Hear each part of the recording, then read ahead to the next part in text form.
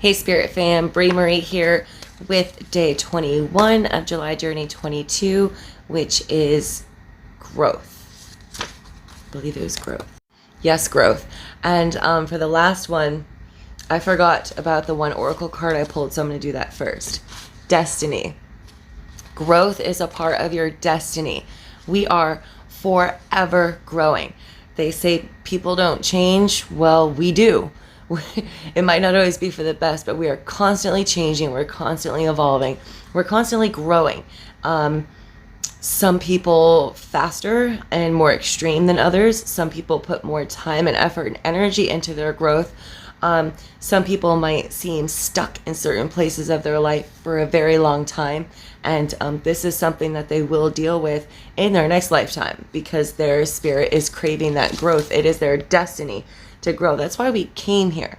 That is why we came here to this realm. We came here to this planet, this lifetime, in this moment, was because it was part of our destiny. We chose to come here and to experience certain events, situations, to meet certain people, to feel certain pains, and unfortunately certain traumas in order for us to grow in these spiritual soul ways on a deep level. Okay, so let's get into growth. What did I pull from tarot for growth? Well, I pulled strength. I know it's hard to see, but that's kind of perfect.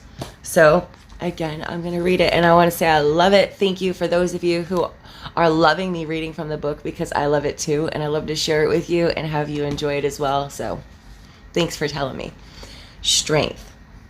You gain strength, courage, and confidence by every experience in which you really stop to look fear in the face. Ooh, definitely. You gain growth by looking fear in the face.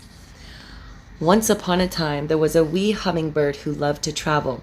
One night, as he flew through the forest, he came across a fierce-looking dragon. The dragon lay along the forest floor, his eyes a fiery yellow glow. He was a feared creature.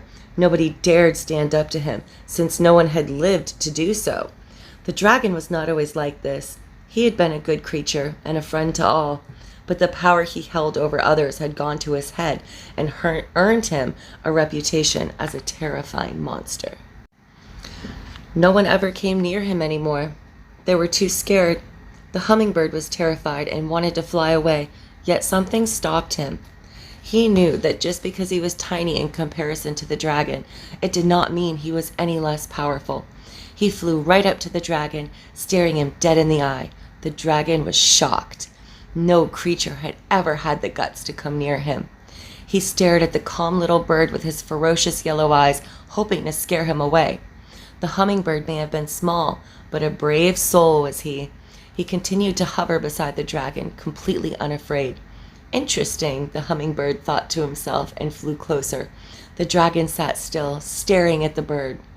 As the sun crept up behind the trees, the bird came even closer and sat on the tip of the dragon's nose. He could see how beautiful the dragon was and gazed tenderly into his eyes. The dragon's eyes softened and all his fierceness vanished at that moment. He smiled as he heard a voice whisper to him, "You're not really as scary as you think." They were now forever connected. Oh, I love it. I love it. Meaning, in life, like the hummingbird in the story above, we all at some point have fears to face. They can be real life dangers or even our inner demons. This card is about having the inner strength to stand up to whatever comes your way.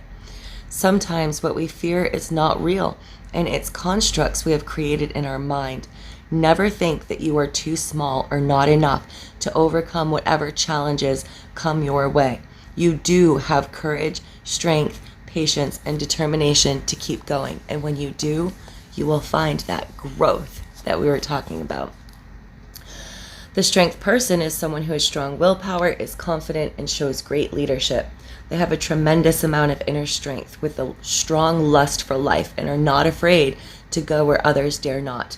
They are compassionate and caring and make good friends because they love to listen and offer advice. They have hearts of gold and would give you the shirt off their back if you needed it. They face their fears with courage and confidence.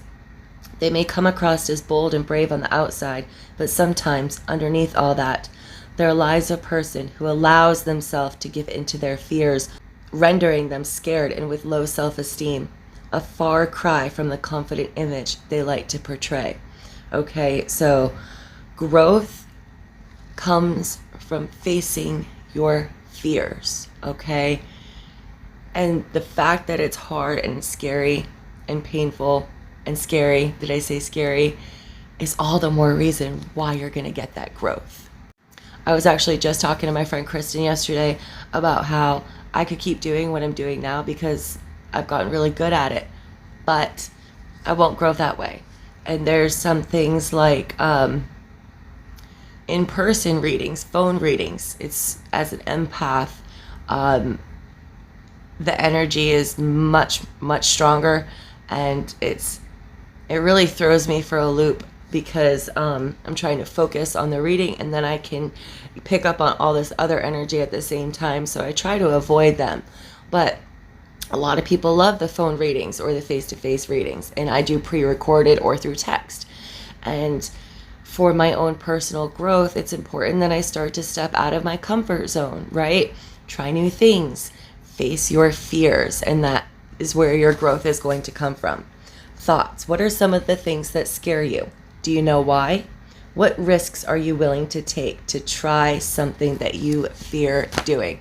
What risks are you willing to take to bring some growth into your life?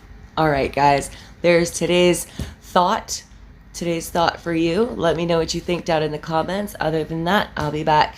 I say tomorrow, but I'm filming these all at once. I'll be back later. Love, light, and blessings.